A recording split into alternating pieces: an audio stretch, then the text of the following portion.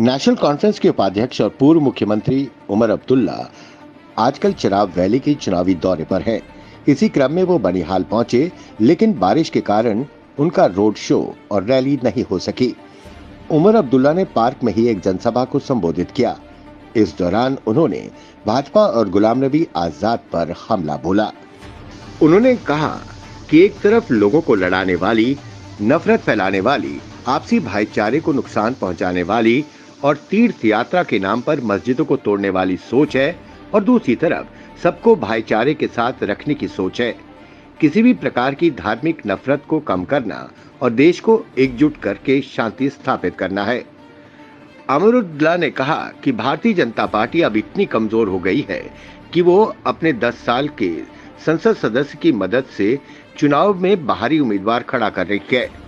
उन्होंने गुलाम नबी आजाद की पार्टी पर निशाना साधते हुए कहा कि यह सोचना जरूरी है कि उन्हें किस मकसद से मैदान में लाया गया है, चाहे कूड़ेदान की बाल्टी हो या कोई और। उमर अब्दुल्ला ने कहा कि कांग्रेस छोड़ते समय आजाद ने कहा था कि वो राष्ट्रीय पार्टी बनाएंगे, और आज गुलाम नबी आजाद की पार्टी केवल उधमपुर संसदीय सीट से चुनाव लड़ रही है ताकि वो भारतीय गठबंधन के उम्मीदवार के वोट काट सके। भारतीय जनता पार्टी कितनी कमजोर उम्मीदवार की मदद कर सकती है। उन्होंने कहा कि गुलाम नबी आजाद की पार्टी का चुनाव घाटी के अलावा कहीं भी कोई प्रभाव नहीं है। उन्होंने कहा कि मुझे दुख है कि आजाद कांग्रेस के एक महान नेता थे, और मैंने सोचा था कि अगर कांग्रेस की सरकार आएगी तो गुलाम नबी आजाद को देश का राष्ट्रपति या उपराष्ट्रपति बनाया जाएगा।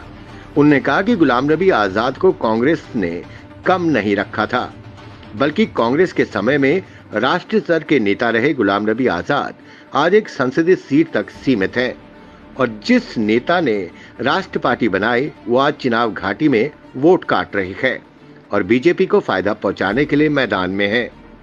उन्होंने कहा कि गुलाम नबी आजाद की पार्टी बनाने निकले थे, लेकिन अब वो सिर्फ चिराग वैली सीट से चुनाव लड़ रहे हैं, और वो भी जीतने के लिए नहीं बल्कि वोट बांटकर और काटकर भारतीय जनता पार्टी को फायदा पहुंचाने के लिए लड़ रहे हैं। उन्होंने सवाल किया कि गुलाम नबी आजाद की पार्टी के उम्मीदवार जम्मू, अनंतनाग और बारामूला सीटों पर चुनाव क्यों नहीं लड़ रहे हैं। बनिहाल से द स्ट्रेट टाइम्स के लिए मेहरान वानी की रिपोर्ट। हम तो कहते थे कि इंशाल्लाह कांग्रेस की हुकूमत आएगी, शायद ये मुल्क के नायब सदर या सदर बन सकते हैं। कांग्रेस ने उनको कौन सी कमी रखी थी? कौन सा ओहदा था जो उनको नहीं मिला था? जितनी मेरी सियासी करियर है, जितनी मेरी जिंदगी है, शायद उतना वो वर्किंग कमेटी के मेंबर रहे, वहां मुल्क के लीडर थे, आज एक पार्लिमानी हलके के लीडर रह गए। एक पार्लिमानी हलके के लीडर रह गए जनाब। जब कांग्रेस से निकले थे क्या कहा था? कहा था मैं जम्मू कश्मीर से शुरू कर रहा हूं, लेकिन एक नेशनल पार्टी बना रहा हूं।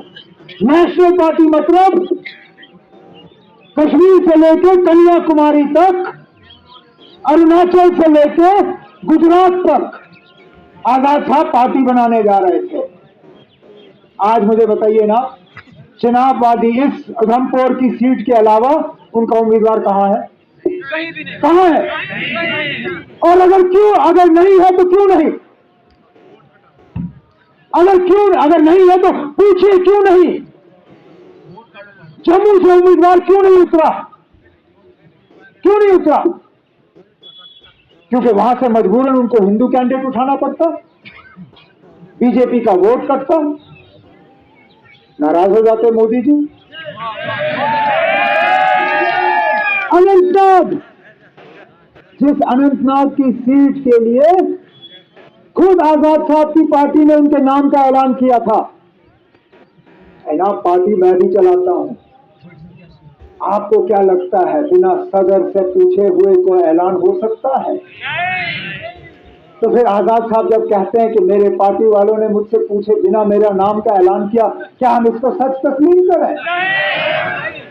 सच तो यह है कि उन्होंने खुद कहा कि मैं लड़ूंगा, फिर हालात बदल गए।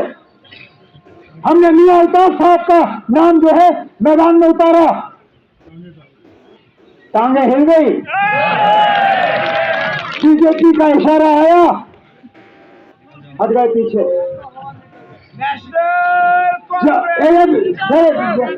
जम्मू से कोई उम्मीदवार नहीं, अनंतनाग से कोई उम्मीदवार नहीं, श्रीनगर से कोई उम्मीदवार नहीं, बारामूला से कोई उम्मीदवार नहीं। उम्मीदवार उतारो तो सिर्फ उधमपुर की पार्लिमानी सीट से, और चुन के भी उम्मीदवार उतारा कि यहां पे चुनाववादी के वोट जो है वो बच जाएं।